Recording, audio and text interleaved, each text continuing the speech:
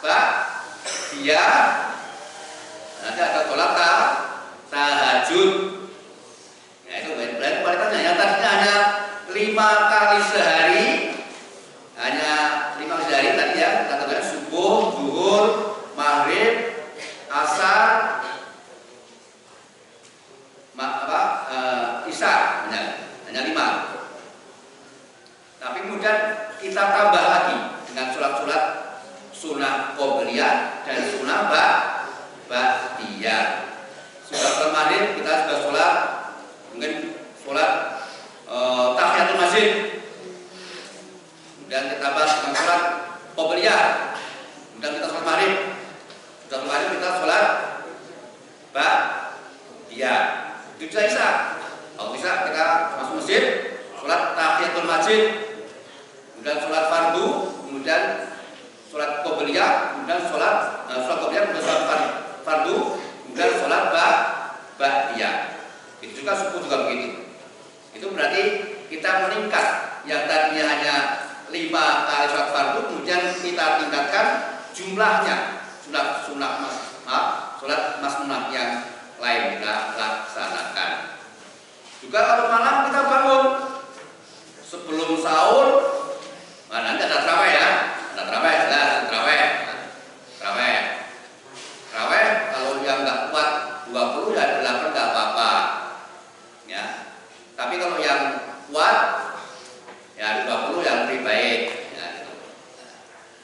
Jadi kalau nggak kuat 20 ya 8. Tapi kalau yang kuat ya 20 bisa. Tinggal tadi tangan. Sholat tarawih, jam petir. Nah, benar nanti sudah sahur, ada sebelum sahur atau sudah sahur, sholat tahajud, 2 rakaat minimal, ya. Mungkin dengan sholat hajat. Nah, itu targetnya selama bulan ini. Nah, sehingga sholat kita meningkat secara kuantitas, jumlahnya kita tingkatkan.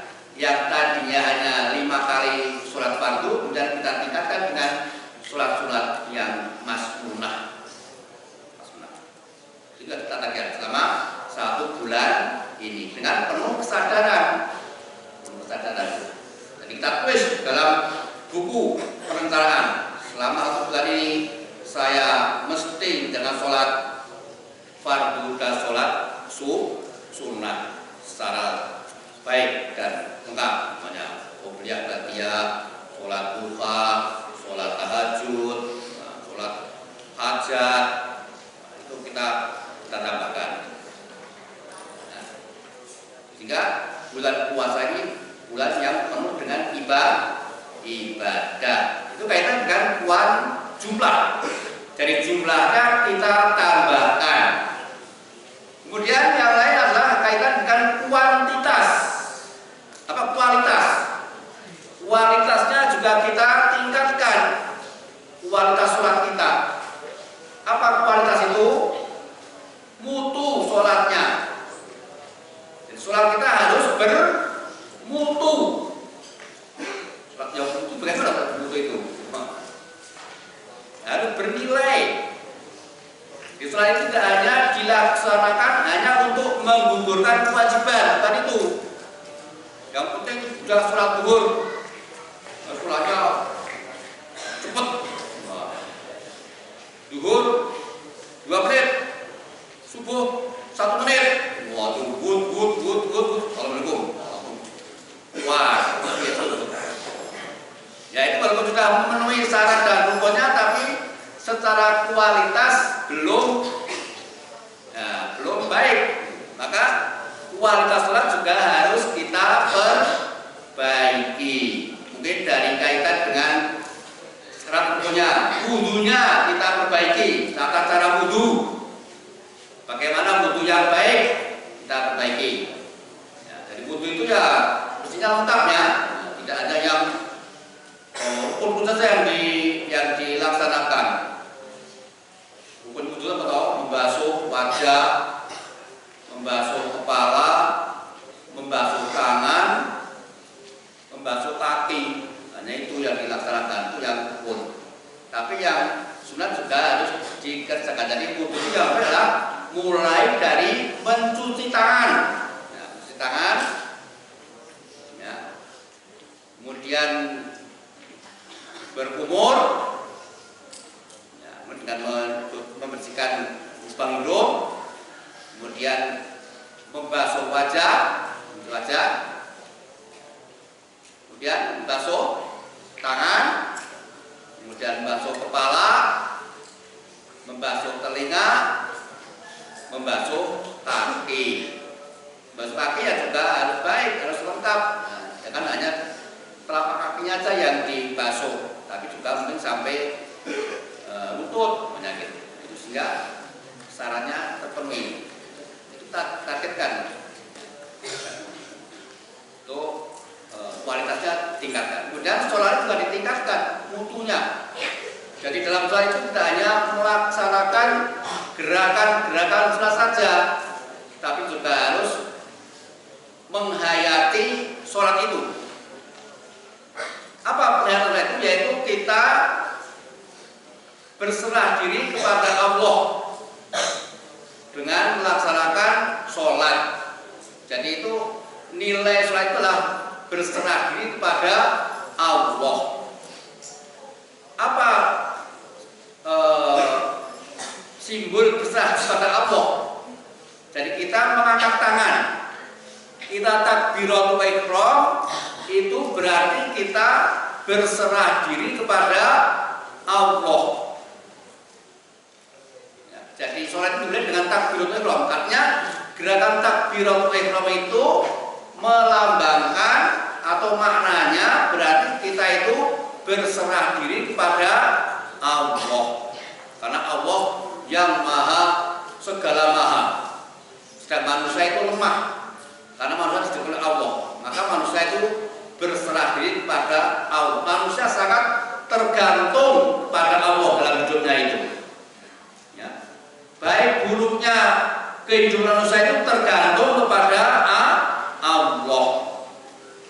Maka kita berserah kepada Allah. Jadi Allahu Akbar katakan.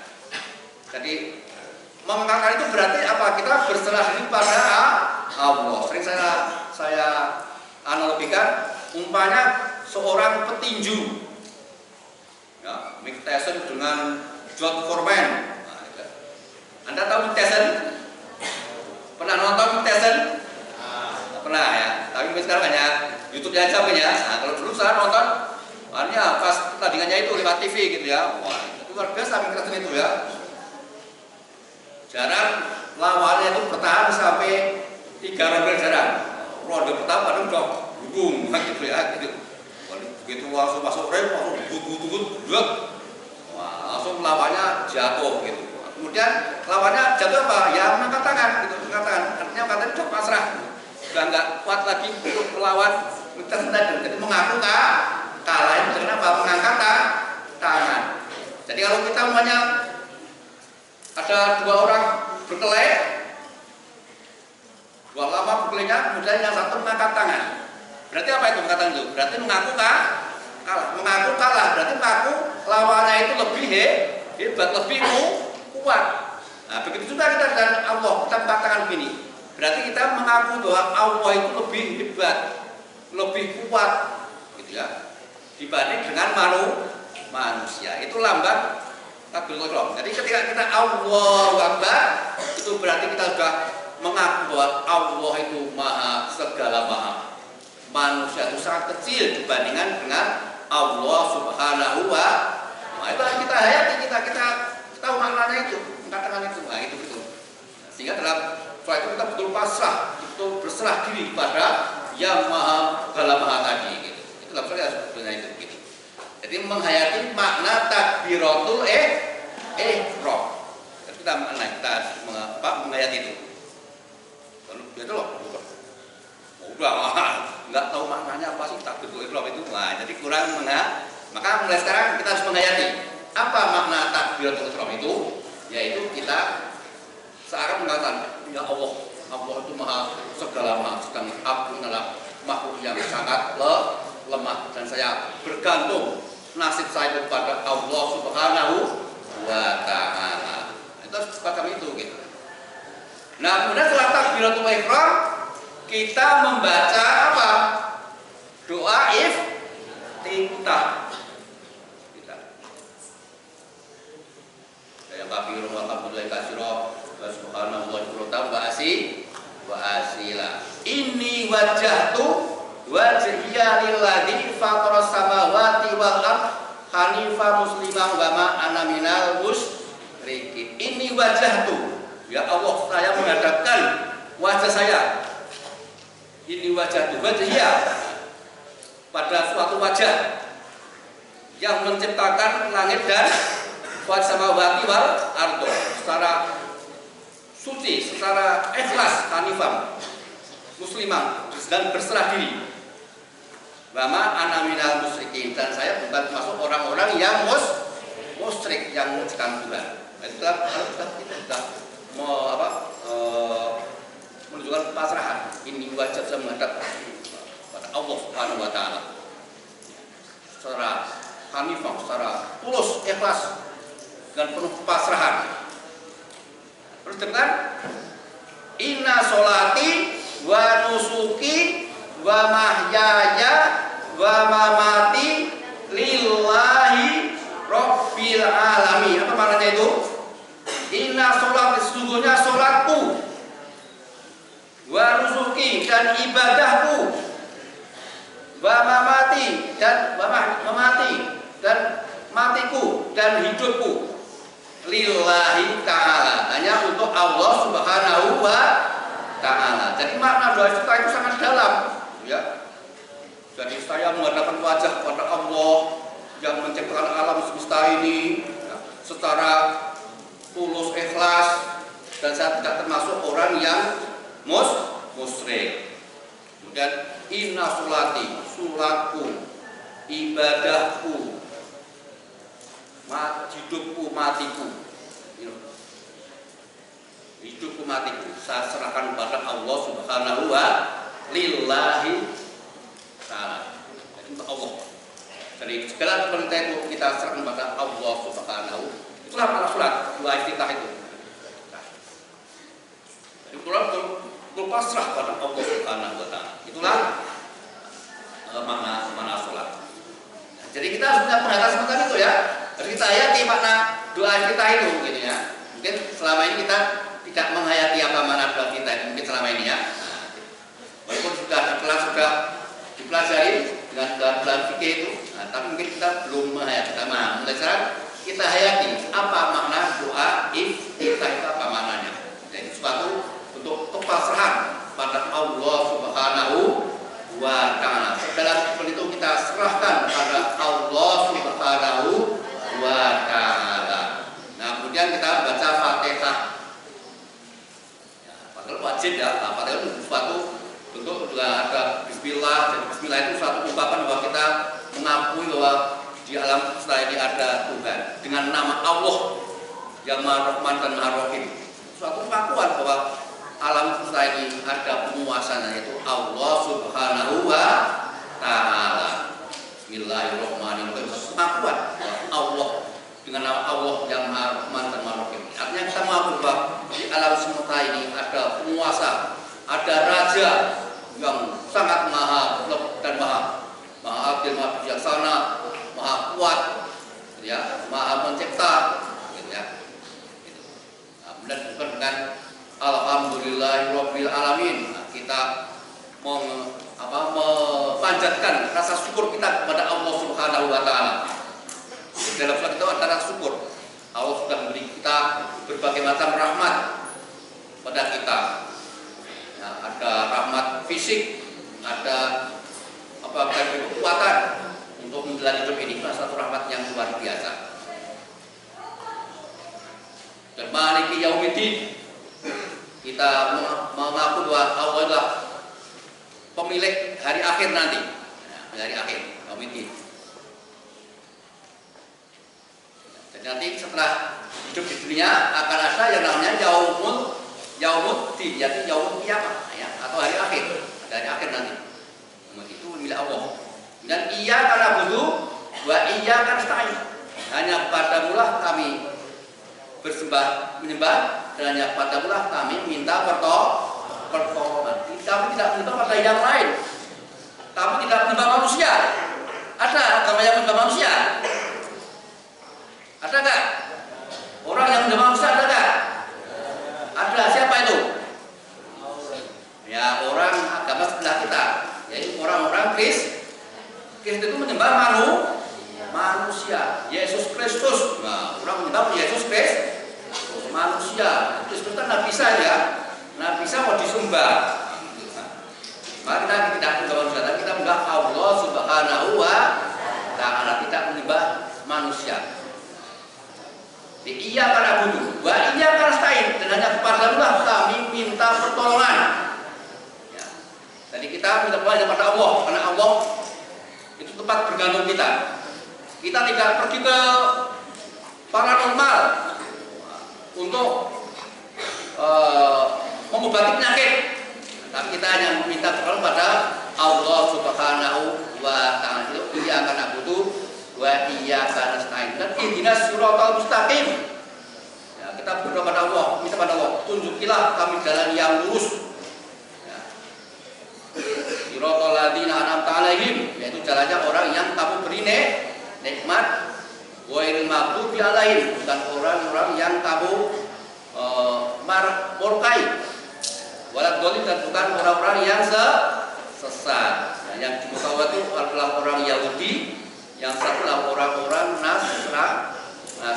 Nah, itu sholatnya, tidak Fatihah. Perlu kita hayati makna Al-Fatihah. Sehingga dengan menghayati takbiratul ihram, menghayati doa iftitah, menghayati Fatihah, maka sholat kita itu akan penuh dengan penghayatan. Ada nilainya, ada isinya, tidak hanya gerakan-gerakan saja. Gitu ya, gitu.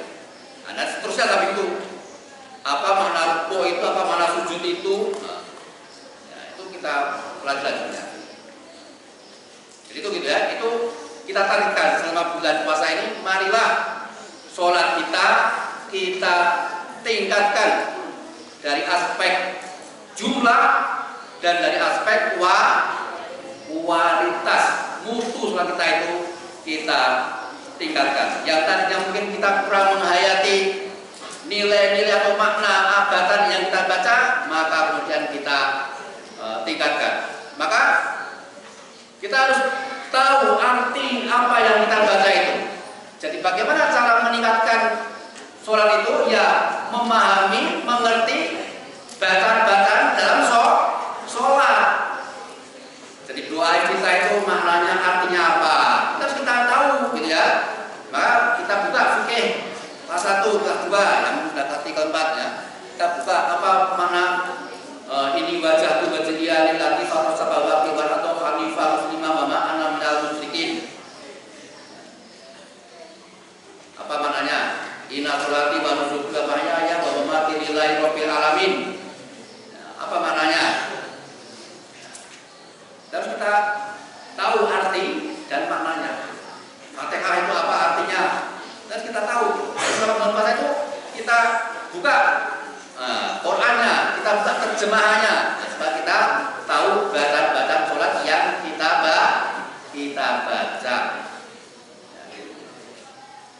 Ya, begitu pertama. Jadi sholat kita targetnya harus meningkat sholatnya.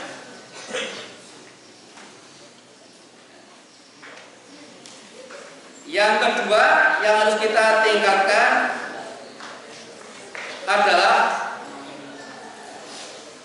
tadarus Al-Quran. Ngajinya kita tingkatkan, ngaji Al-Qurannya kita tingkatkan. Kita harus targetkan, selama bulan puasa ini saya harus khatam baca Al-Quran minimal sekali. Nah, catatkan. Ya.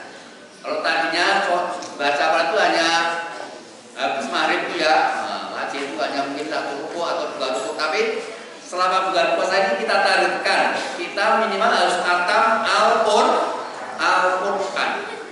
Maka jumlah membaca Al-Quran juga harus Al-Quran mungkin 2 halaman atau 3 halaman. Habis asar kita 3 halaman. Ini ya. Habis isya, habis tarawih kita baca 3 halaman. Sehingga satu hari biasa 1 juz. 1 juz berapa halaman? Juznya berapa? 1 juz itu? Kalau nggak salah 9 atau berapa ya? Kalau salah ya. Nggak lama baca 1 juz itu ya, nggak lama. Biasanya paling 1 jam, nggak sampai 3/4 jam aja sudah sampai 1 juz itu ya. Nah, gitu. Nah, kalau nggak itu ya tadi tiap-tiap habis sholat fardu kita baca 3 halaman itu. Sehingga satu hari bisa 1 juz. Nah, sehingga nanti sampai 30 hari lengkap menjadi 30 juz. Nggak tangkap. Itu harus kita targetkan. Selain itu juga kita harus mulai memahami artinya. Arti dari tiap-tiap yang kita baca itu. Nah, gitu ya. Tadi ya, Al-Fatihah itu artinya apa? Dari bismillah sampai waladhdallin itu artinya apa? Nah, kita baca artinya. Ya. Sehingga pemahaman kita juga meningkat. Selain jumlah bacaannya meningkat, kita juga bisa memahami artinya. Itu penting ya. Karena Al-Quran itu petunjuk. Nah, petunjuk itu harus bisa dipahami, bisa dimengerti. Bagaimana kita bisa tahu petunjuk kalau nggak tahu artinya? Jadi itu ya, tadi membaca Al-Quran kita tingkatkan kualitasnya. Ya.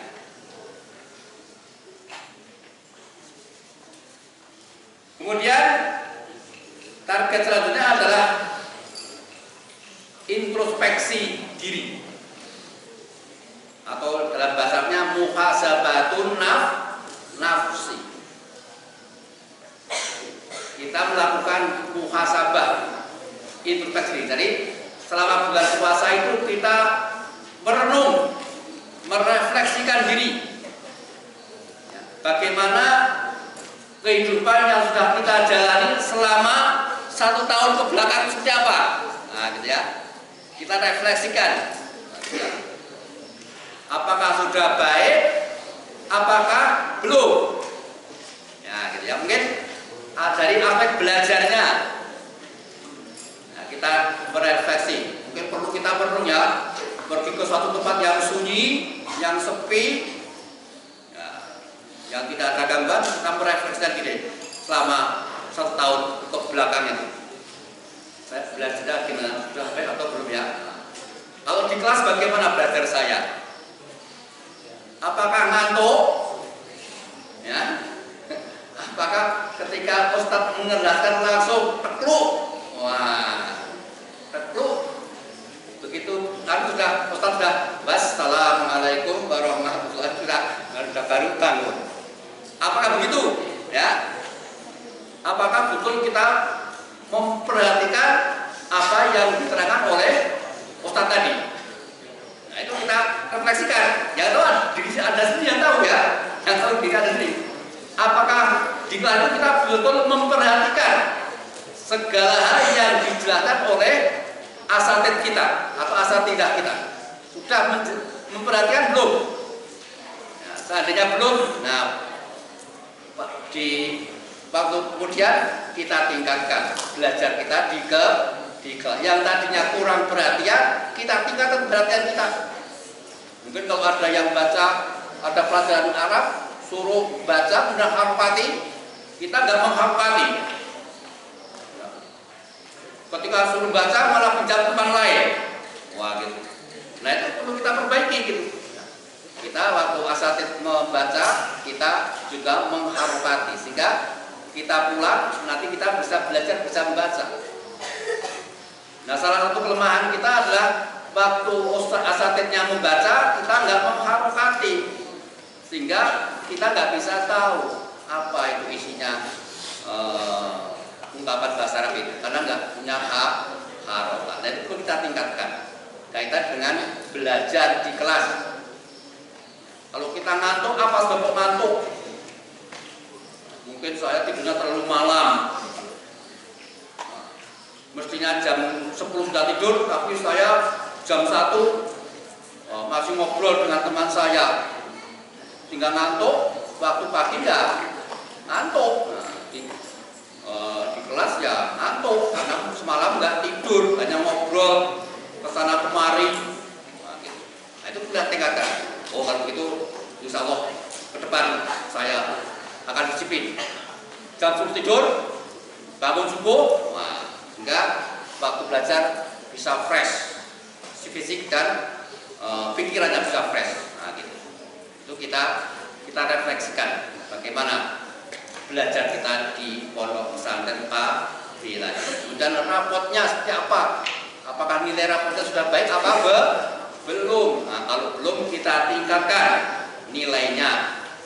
Kalau belum baik berarti apa? Ya belajarnya mungkin kurang. Tadi ya di kelas kurang perhatian, kemudian belajarnya juga kurang. Maka perlu kita tingkatkan belajar di kelas dan belajar di luar kelas perlu kita tingkatkan. Mungkin banyak bahasa Arab, bahasa Inggrisnya seperti apa? Apakah saya sudah bisa belum bahasa Inggris? Oh saya kurang ya, kurang dalam percakapan dalam bahasa Inggris. Nah itu kita tingkatkan. Kenapa? Oh mungkin saya kurang berani dalam berbicara. Saya banyak malunya atau banyak takut salah. Nah ke depan kemudian kita perbaiki. Jadi belajar bahasa Arab belajar itu karena keterampilan, maka siapa yang banyak berlatih maka itulah yang akan bisa.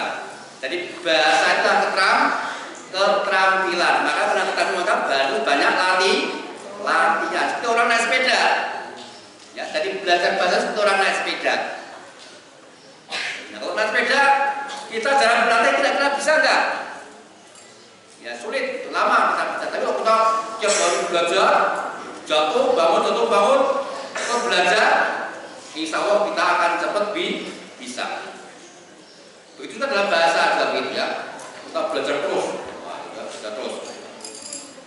Ngomongnya kita disiplin, di kamar belajar bahasa Inggris terus, ya, dengan teman. Insya Allah itu akan cepat bisa semacam itu. Itu kaitan dengan apa tadi? Introspeksi. Dan kita harus introspeksi diri. Juga kaitan dengan mungkin pergaulan. Nah, kita introspeksi. Apakah pergaulan saya dengan teman-teman sudah baik atau belum? Nah, wah saya kok banyak yang senang ya dengan saya ya. Banyak yang mencibir dengan saya. Nah, cari apa? Alasannya apa? Kita tahu. Mungkin saya orangnya terlalu egois, terlalu mementingkan diri sendiri mungkin. Nah, gitu ya. Saya kurang banyak membantu orang lain. Kalau ada orang lain punya kesulitan, saya nggak mau membantu, sehingga saya nggak punya banyak teman. Punya gitu ya. Itu kita refleksikan.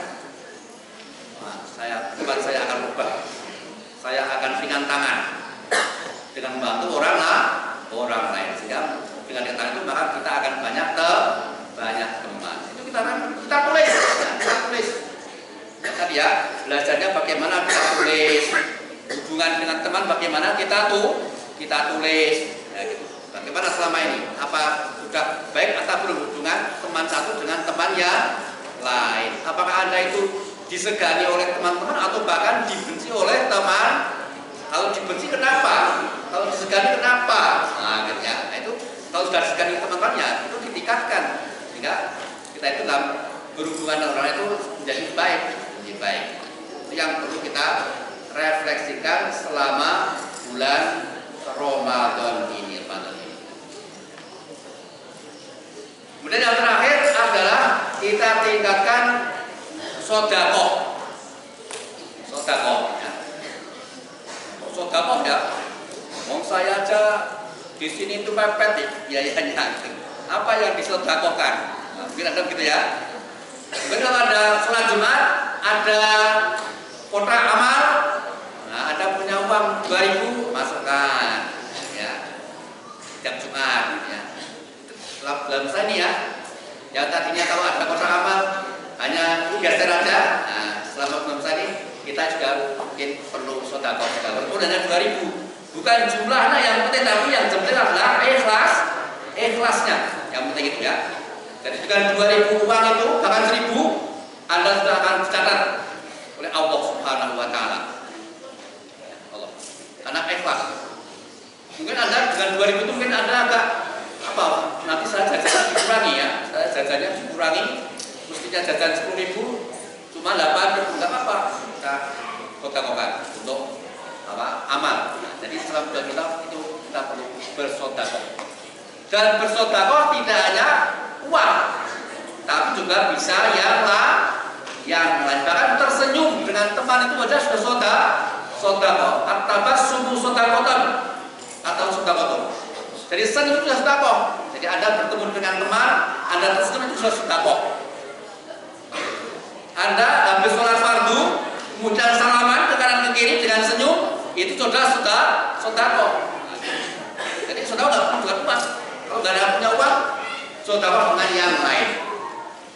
Anda membantu teman Anda itu sedekah. Teman Anda nggak bisa memahami pelajaran bahasa Arab umpamanya ya. Anda bantu teman Anda, sudah sedekah. Ada pelajaran matematika, teman Anda nggak bisa, sedang Anda bisa, Anda bantu teman Anda, itu sedekah. Jadi sedekah tidak harus dengan uang, nggak punya uang juga dengan tenaga, dengan pikiran yang Anda miliki, itu merupakan sedekah yang baik. Insyaallah dengan ikhlas itu akan dicatat oleh Allah dan Anda nanti akan mendapatkan jazak ya oleh Allah dan di hari akhir nanti. Itulah beberapa hal yang bisa kita targetkan selama bulan puasa ini. Jadi pertama tadi apa? Meningkatkan kualitas dan kuantitas sholat. Kita tingkatkan kualitas dan kuantitas sholat, kita tingkatkan. Yang kedua, kita tingkatkan kualitas dan kuantitas membaca Al-Quran. Jumlahnya kita tingkatkan. Kita berusaha untuk memahami makna Al-Quran itu apa. Itu berarti kualitasnya kita tingkatkan. Yang ketiga, refleksi diri atau introspeksi diri. Ke belakang itu bagaimana saya? Sudah baik belum kaitan dengan belajarnya, kaitan dengan hubungan antar teman, kaitan dengan menjalankan disiplin di pondok, ini sudah baik atau belum? Nah, kalau sudah kita tingkatkan, atau kalau sudah malah diturunkan itunya. Jangan, tapi kalau sudah kita tingkatkan, kalau belum ya kita perbaiki sehingga di pondok ini kita nanti akan bisa mempunyai pendapatan nilai-nilai yang baik nilai pelajaran maupun nilai-nilai yang lain. Yang kelima dan keselanjutnya adalah sedekah. Anda punya uang sedikit, kita sedekah. Tinggal 2.000 atau 3.000 di masjid, kita sedekahkan.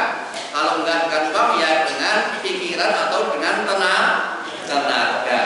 Kita membantu orang lain, bantu kita dengan pikiran atau dengan tenaga. Teman lain mencuci, kok banyak cuciannya, kita bantu. Sedekah gitu ya. Kita bantu. Mau nggak kira-kira? Membantu teman Anda mencuci, mau nggak kira-kira? Kalau itu jangan. Membantu makan. Teman Anda kalau lauknya banyak ya kita bantu. Nah, itu bukan sedekah, itu malah mengurangi itu ya. Nah, kalau Anda punya lauk, teman Anda dibagi, ya itu namanya sedekah ya. Anda habis kirimi dari rumah, nah itu Anda bagi. Dulu ada santri di sini cerita ya. Ada santri yang sangat egois, sangat pelit gitu ya. Jadi dia mendapatkan kiriman dari rumah kecap. Karena dia pelit maka waktu makan itu kepalanya langsung dikotak. Jadi dia punya kotak dibuka, kemudian makannya nasi taruh di kotak tadi, kemudian kepalanya masuk ke kotak ini. Makan ikan bukan kecapnya itu. Orang lain nggak tahu dong, dia nggak mau berbagi dengan orang lain. Nah, suatu ketika karena dia kemudian diambil oleh teman-temannya, kemudian karena kecapnya itu kan ditaruh di koper kecapnya itu ya, dan kecap dan supaya nggak diketahui orang lain. Kemudian oleh temannya dibuka kecapnya tadi ya, kecapnya dibuka sehingga kecap tadi kemudian tumpah dan pakaiannya kena kecap semua. Dia kaget tuh, kok banyak kecap. kamu memangnya kamu punya kecap toh? Kok nggak berbagi? Nah, akhirnya dia baru sadar, oh ya, saya ternyata saya harus berbagi dengan teman-teman yang lain. Tapi kita keluarga tetapi dia anak yang sangat bakhil, hanya egois. Jadi dia tidak mau berbagi dengan orang lain. Ya, sudah. Dan kalau kita punya makanan, kita harus berbagi dengan orang lain. Itulah mungkin yang bisa saya sampaikan pada kesempatan pagi hari ini. Terima kasih atas partisipasi Anda sekalian, para sahabat-sahabat yang kami cintai. Bil tawhidaya, wassalamualaikum